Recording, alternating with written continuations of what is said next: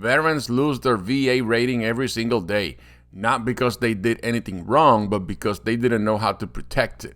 Today, I'm going to show you the exact mistakes veterans make, what triggers a review, and what you need to do right now so the VA doesn't touch your rating.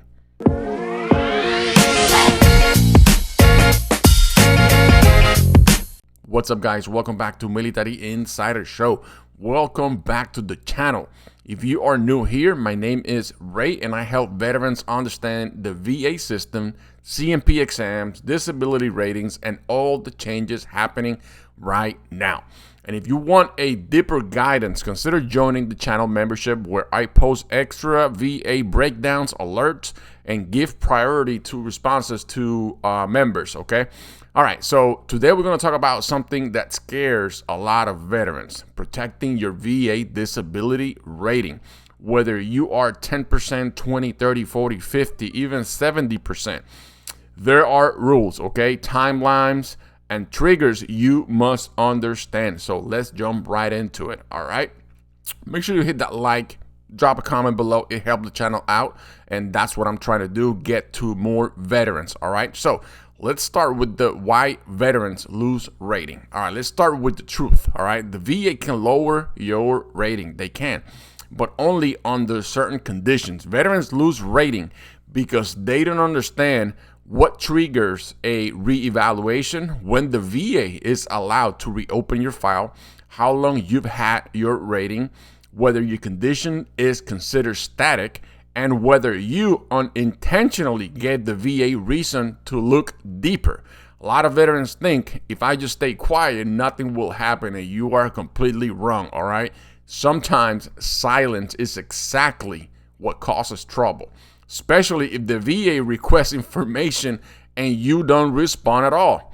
All right, so we need to understand the VA protection rules, okay? So you probably heard the terms 5-year rule, 10-year rule, 20-year rule, static ratings, or permanent total, PNT, right? So here's the quick breakdown. So let's go over real quick. So the 5-year rule: if your symptoms have remained consistent for 5+ years, the VA cannot reduce your rating unless there's evidence of sustained improvement. The 10-year rule: your service connection is protected for after 10 years. They cannot lower it unless there's fraud, okay? Same for the 20-year rule. Your rating level is protected, but the VA cannot drop you below the rating you've had for 20 continuous years. PNT status, permanent total, means no future exams, so you should be good there, but that doesn't always mean you're untouchable if major evidence appear, including fraud. So understanding these timelines lets you know exactly how secure your rating is. Now, this is one of the most important ones. What triggers a reevaluation? Here are the biggest reason the VA reopen your file. Number one, if you file for an increase, when you do this, VA automatically looks at all your rated conditions, okay? Number two, you submit new medical evidence, good or bad. Anything new can restart the review process. Number three, routine future exams. Some condition must be reevaluated every 3 to 5 years unless marked static. Number four, major change in your medical records. For example, if you rated for PTSD and your doctor writes patient symptoms greatly improved, employment patterns for certain, for specific conditions, working full-time in certain field can affect TDIU, okay? Many veterans trigger these reviews without realizing it. All right, now let's talk about how to protect your rating. Here's the part most veterans never get told. These steps protect your rating better than anything, okay? Number one, avoid unnecessary claims unless you truly need an increase. Filing for an increase puts everything on the table, so they're gonna look at all your rated conditions, okay?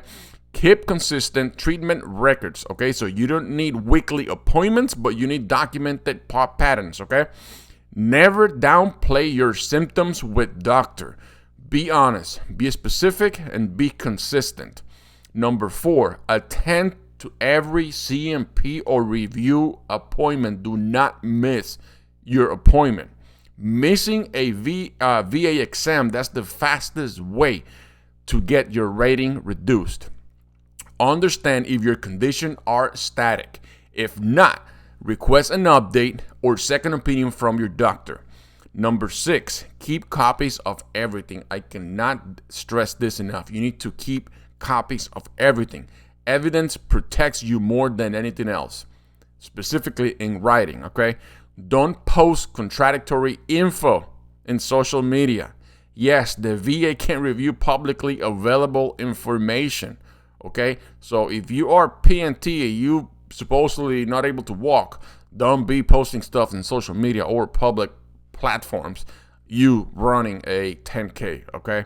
If you're stable for years, ask your doctor to note it. A strong stability statement protects you from reductions, okay? Now, let's talk about when you should ask for an increase.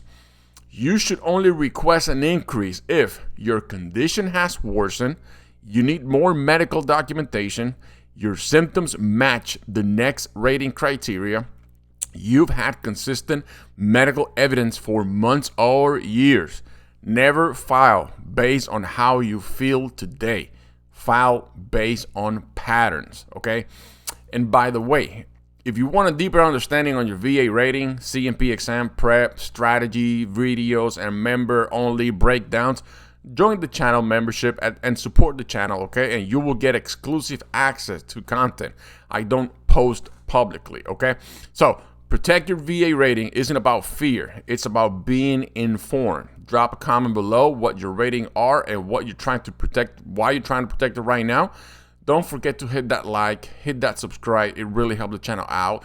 It helps to get to more veterans, and that's what I'm trying to do. Thank you so much for your support, and we'll see you on the next one. Stay safe.